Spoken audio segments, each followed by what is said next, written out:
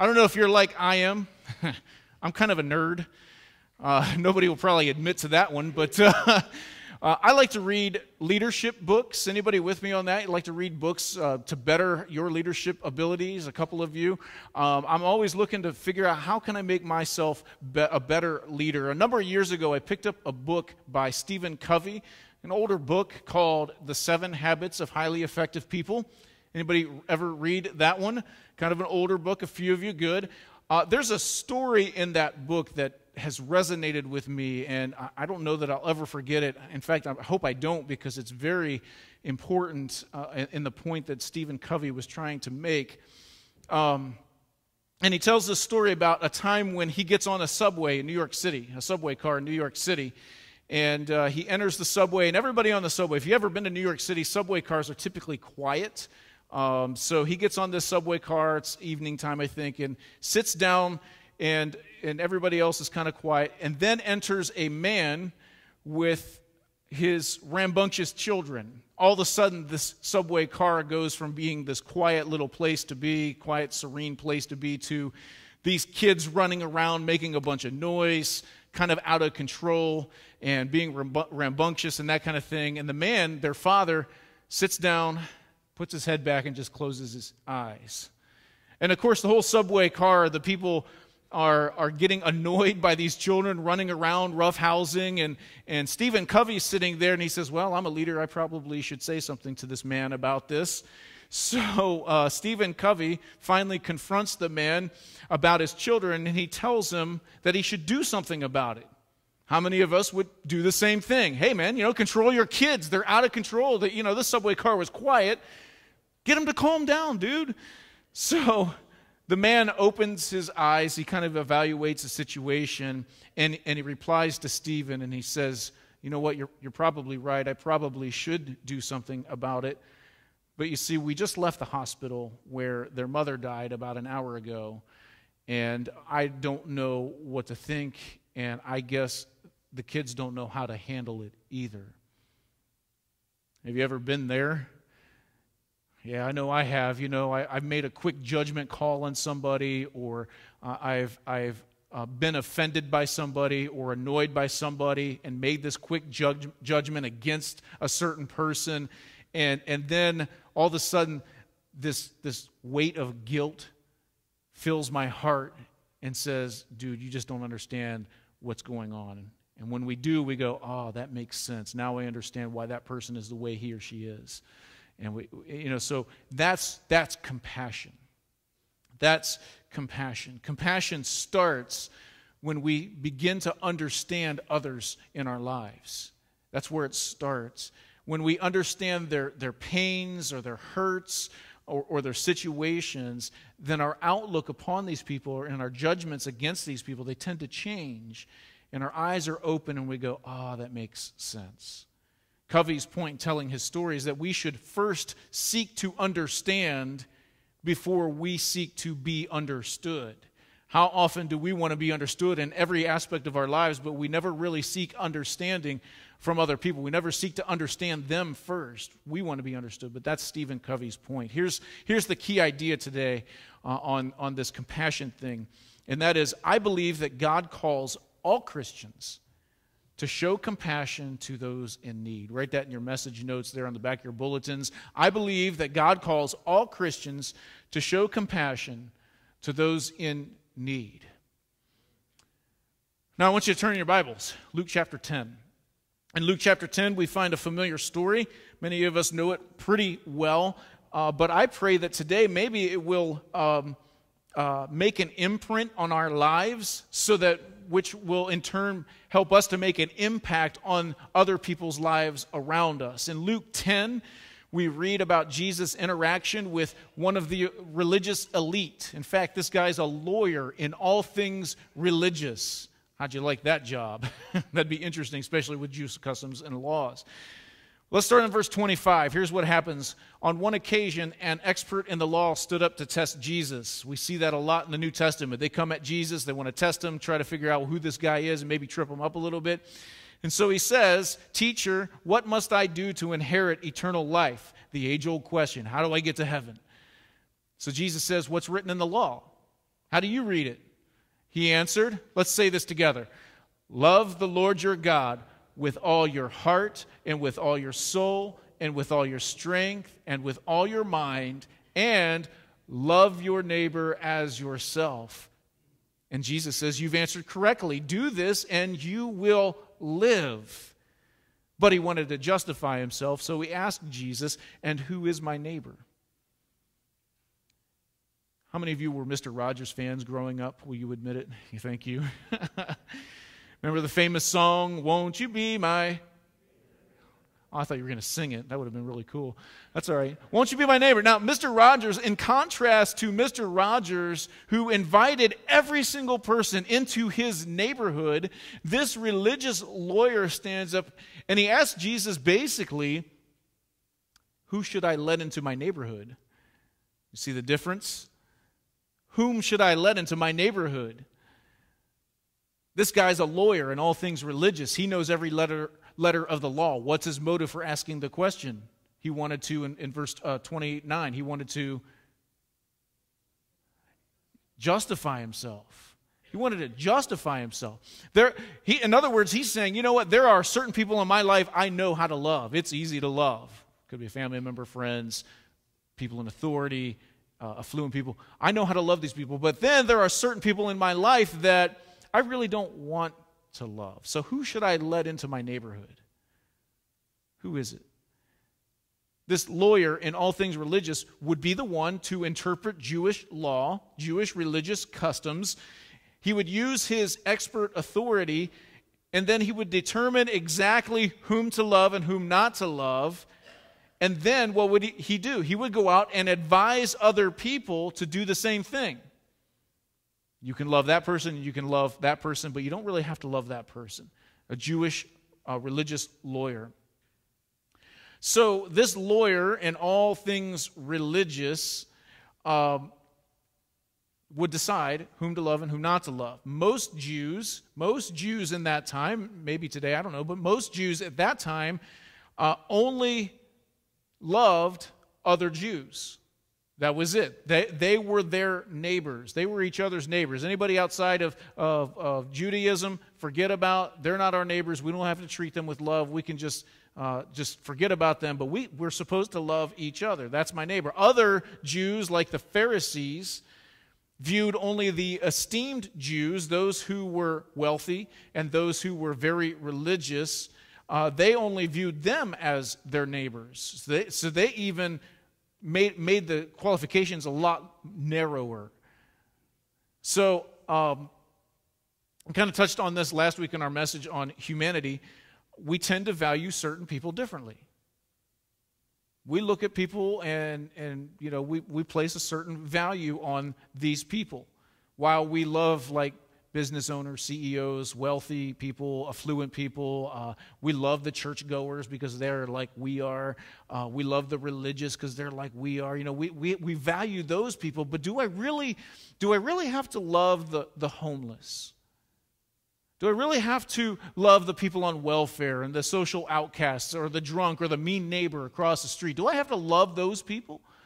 Are they my neighbor, really? There are certain people that I know how to love. It's easy for me to love them, but then there are other people that, you know what, I really don't have to show love to, and I don't really have to love. I can just kind of push them aside. So Jesus tells this story to kind of open the blind eyes of this Jewish lawyer, and maybe to even open up our own blind eyes to what's going on in the world. So he says this in verse 30. In reply, Jesus said, a man's going down from Jerusalem to Jericho. When he fell into the hands of robbers, they stripped him of his clothes. They beat him and went away, leaving him half dead. A priest happened to be going down the same road, and when he saw the man, he passed by on the other side. So too a Levite, when he came to the place and saw him, passed by on the other side. But a Samaritan, as he traveled, came to where the man was, and when he saw him, he took what on him? He took pity. Pity. That word pity is compassion, by the way. Verse 34, he went to him, he bandaged his wounds, pouring on oil and wine. Then he put the man on his own donkey, took him to an inn, and took care of him. The next day he took out 2 silver coins and gave them to the innkeeper. Look after him, he said, and when I return I will reimburse you for any extra expense you may have. Which of these 3 do you think was a neighbor to the man who fell into the hands of robbers?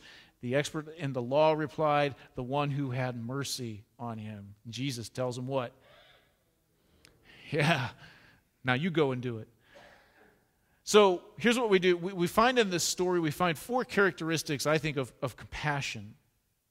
And like last week's message on humanity, I think it's easy to say that we believe that God calls all Christians to show compassion on those who are in need. It's easy for us to say that, but to actually get into our hearts and believe it and live it out is another thing. It's hard for us to do that. It's hard for us to do that. So what does it look like to have compassion? What does it look like to have compassion? I kind of alluded to this earlier, but from the story we know the story as the Good Samaritan. From that story, we learned that, number 1, compassion is based on need and not worth. It's based on need and not worth.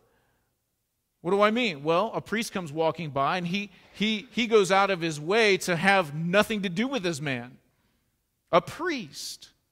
But maybe a priest could be justified by his actions. Think about it. Priests, if they touch a dead body, they would be defiled. They couldn't carry out their priestly duties. So if he touches this dead body, he doesn't know if this person's dead or not. Why take the risk? Why risk it to become unclean? Maybe that's a reason to pass on by. Or maybe this priest, maybe he's thinking, man, I don't want to end up like that guy. Let's get out of here. Maybe you've been there. Maybe you've driven in a neighborhood and you're going, man, I don't know if I should be here. Let's get out of here. I'm going to stop in this neighborhood.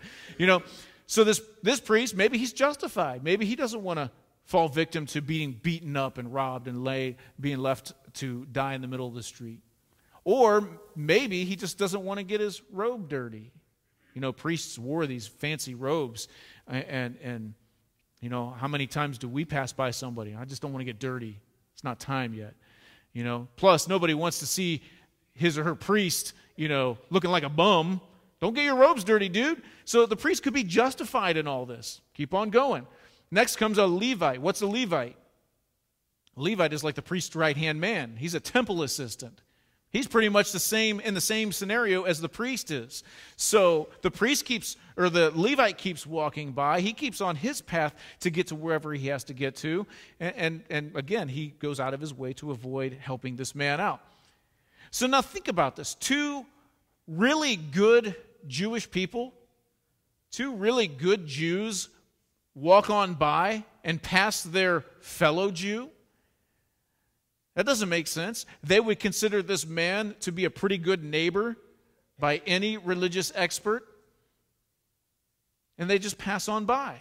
What's the deal with that? For whatever reason, in their eyes, this beaten up man is not worthy of their compassion. They don't deserve it. Maybe we can relate. How many times, what? Let me put it this way. Why show compassion on someone who maybe spends all his money on beer and cigarettes? He deserves to go hungry, right? It's his fault. All of a sudden, we're placing worth on people.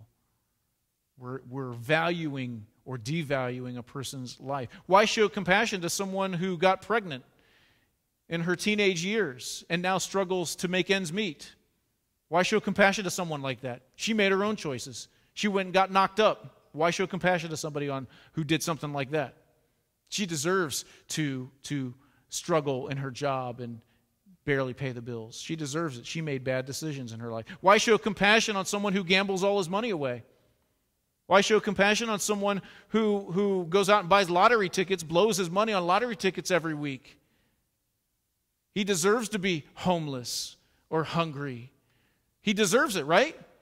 Oh, see, now we're starting to think, maybe I'm stepping on some toes. We start to think in our lives, yeah, you know what? I have put worth on people, and I have not showed them compassion because of their worth to me. But we learned last week that Jesus loves everybody. Everybody.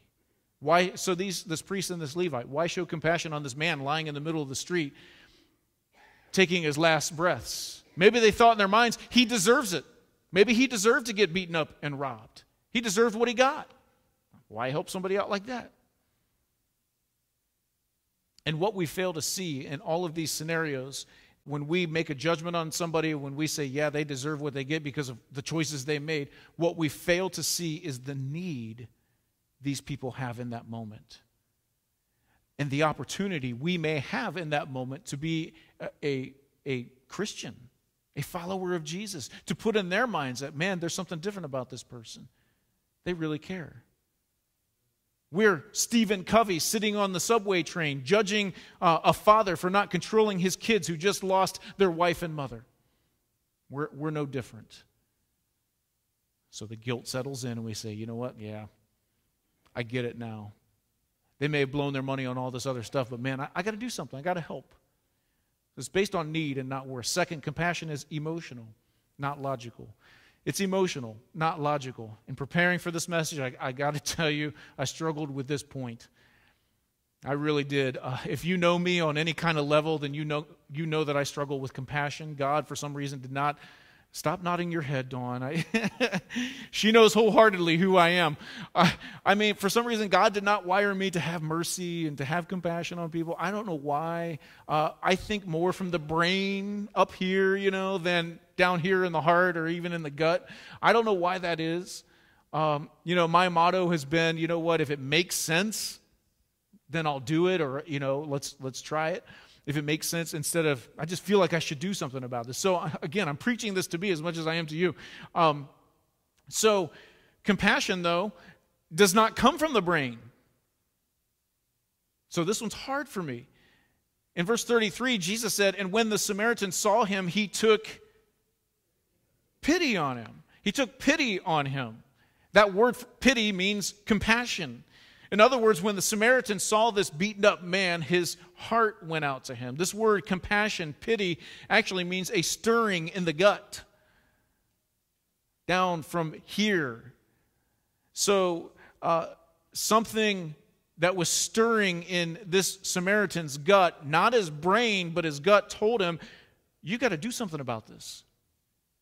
You got to reach out to this man. Now, the Samaritan could be justified. Jews don't like Samaritans. There are people these are the people who intermarried with the Babylonians when Israel was in captivity. They're half-breeds. Jews didn't want to have anything to do with them, so these Jews avoided the Samaritans and everything from Samaria. They were enemies. So here comes this Samaritan, and you would expect that this Samaritan might go over there and finish him off.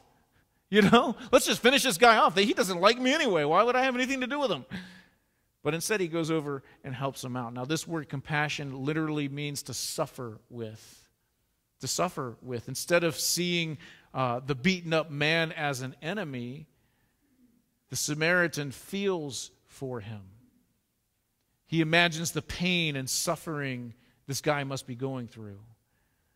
And he says, man, I got to do something about that. Here's something to think about.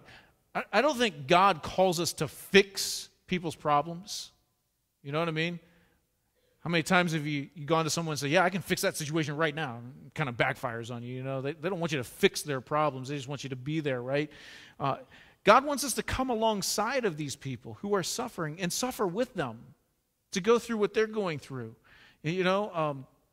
So compassion is more than just like throwing money and time at a problem. It's actually going through something, an ordeal, a situation with somebody. Every time I visit people in the hospital, I always ask them, is there something I can do? Can I get you something? Do you need anything from home? I'm always offering my services, And do you know almost every time, do you know what the response is? No, that's okay. I'm just glad you're here. Why? What? People who are suffering just want someone who will suffer alongside of them. They want somebody, the old saying, misery loves. Isn't it true? We love when people are like suffering right alongside of us. Misery loves company. When you're suffering, most times you just want someone to understand what you're going through. You want someone to come along and say, yeah, man, I've been there. I know exactly what you're going through. Maybe you can try this or that. We don't have to have all the answers, though. but with just this stirring in our gut that says, I feel bad.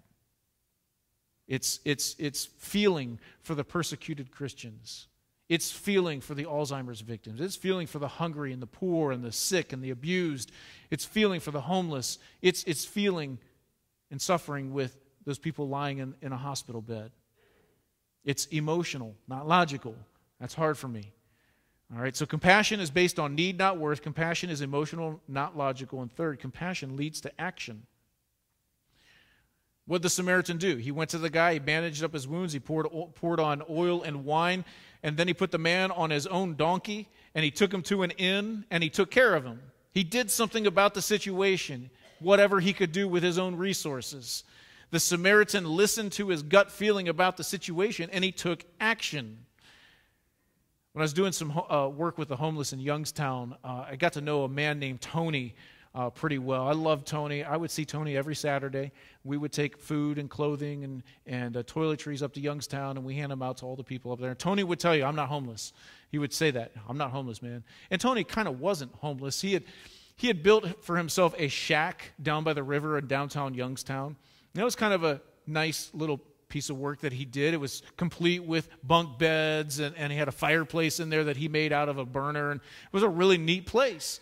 And so every Saturday, Tony would come up, he'd shake my hand, we'd hug, hey, what's going on, Tony? Nice to see you again. And we developed this friendship. I'd go down and hang out with him at his shack, we'd sit by a fire and just talk and, how's life and that kind of thing. And Tony was a really, really cool guy. So one Saturday, I showed up, there we were handing out food, clothing, and toiletry items. And uncharacteristic of Tony, he wasn't there. So I began asking everybody, hey, have you seen Tony? Where's Tony? Have you seen Tony? And everybody kept saying, no, I don't know where he's at. I have no idea. Hey, have you seen Tony? Finally, one guy said, hey, yeah, I know where Tony is. He's down by his shack, and it's a mess. It burned down last night. The makeshift fireplace he had made had caught the shack on fire, and it was burned to the ground. Nothing left. So I immediately got into my car, and I drove down to this where this shack was, and there was Tony, bent over just weeping and sobbing. And he kept saying, man, I lost it all. My tools were in there. He did some side work, handiwork to just raise a little bit of money, that he could eat on.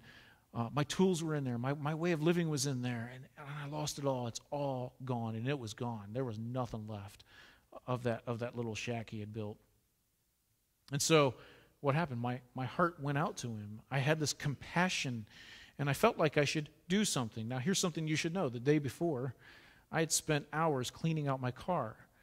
You know where this is going? I vacuumed it out. I shined it up on the inside. I washed it. And it's in pristine condition, and there's no way I'm putting a homeless man in my car. So my head is telling me, dude, don't do this. Your car is clean. Just drive away, But my gut is telling me, the compassion within me is telling me, you got to do something about this, man. You got to do something about it. So I did something. I said, come on, Tony, let's gather whatever you have left. I'll take you to your mom's who lived up on the hill, and maybe we can stop and get you some groceries and take care of you and that kind of thing. So Tony, covered in dirt and ash and some kind of foul odor, got into my car. This is funny. Cigarette in one hand and a beer in the other. Got into my car, and I drove him. I picked up some groceries for him, paid for whatever he wanted, whatever food he wanted, and I dropped him off at his mom's house. And as I'm getting into my car, this is cool. Tony, he runs over, tears in his eyes, and he says, man, thank you. He gives me this great big hug, and I'm thinking, oh, man, all the dirt and ash and odor, it's on me, And he gives me this great big hug. And in that moment, I didn't care. I didn't care about the dirt that he left on my clothes. I didn't care about the mud that he got caked on the carpet of my floor in the car. I didn't care about the smell of cigarette smoke still lingering inside, When compassion moves you, you do something about it, and nothing else matters. Nothing else matters. You just do it. The Samaritan, he got off his donkey and did something. maybe it's time for us to get off our donkeys and do something. You get it now. This leads me to the last characteristic of compassion. It's going to cost us something. You know, whenever we help somebody, it does. It costs. I mean, my car was dirty, and it cost me that. And all that time I spent cleaning it up, it's going to cost us something. The Samaritan who helped the injured man, it cost him at least 2 days' wages. 2 silver coins back then was 2 days' wages. And it cost him at least that. He said he was going to come back and take care of whatever costs the man had accrued after he had left. So at least that. It cost him time. Imagine how much time it took to put this man on his donkey and go down to this inn and take care of him, and then to come back and take care of it even some more. It cost him time and money, and it's going to from time to time. You know? So when you act in compassion for somebody, chances are you're not going to get credit for it. You know, you're not going to end up on the evening news or the cover of the Barberton Herald or the Post. You're not going to end up on the cover saying, "Hey, look at this man. You know, hey, look what he did." It's just not going to happen. Chances are you're not going to get anything in return. You're probably not going to get paid back. You probably won't receive an award for most compassionate human being on earth. It's just not going to happen. You might not even get a tax deduction for your contributions. You might get dirty, and your car might smell like cigarette smoke for 3 weeks. But when God calls you to show compassion for those in need, these things don't matter. They don't matter. It costs us something, but it doesn't matter. But here's the cool thing. The rewards are tremendous. Seen and unseen. Seen and unseen. You never know how God is going to reward your act of compassion. I want to close with this story about 2 boys. 2 boys named Mark and Bill. They're in junior high school.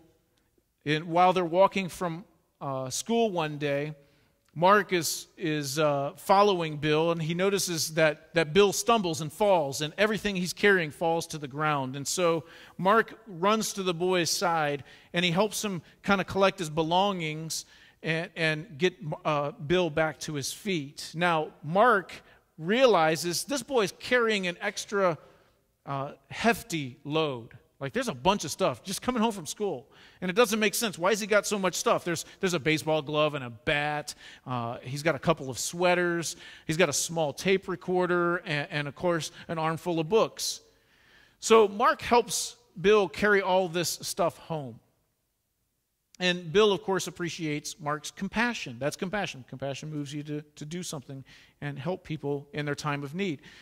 Well, during the walk home, Mark discovers that Bill was struggling in school, and he had just broken up with his girlfriend. Things are rough for Bill, and when they get to Bill's house, Bill invites Mark in for a Coke. And they spend the rest of the afternoon, talking and laughing and watching television, and it's a pretty good day. Now, the 2 boys, they never became real close friends, but they kind of kept in contact over their years through junior and middle school, junior high and high school. And then graduation comes. Well, several weeks before graduation, Bill approaches Mark and he asks him, "Mark, do you remember that day when you helped me with my things and carry all that stuff home?" Mark nodded, kind of smiled as he remembered, And Bill said, Did you ever wonder why I was carrying so much stuff? And, of course, Mark smiles again. He's like, "Yeah, tell me what was going on." Well, Bill then explains that he had cleaned out his locker at school, and he was going home to commit suicide. He had been storing away these sleeping pills, and he decided, you know what, I'm tired of life. I'm going to go home, take these sleeping pills, and never wake up again. I'm done with life. And then Mark showed up. And so Bill told Mark that simple act of compassion inspired him to keep on living, to keep going. He said, "Mark, when you picked up my books that day, you saved my life. You saved my life." You never know. One act of compassion, what it's going to do and the rewards it's going to reap in somebody else's life, maybe even your own. Imagine how many times our small, seemingly insignificant gestures of concern may reignite the flame of life and inspire someone to continue on. So here's what I say. It's time to get off our donkeys and do something.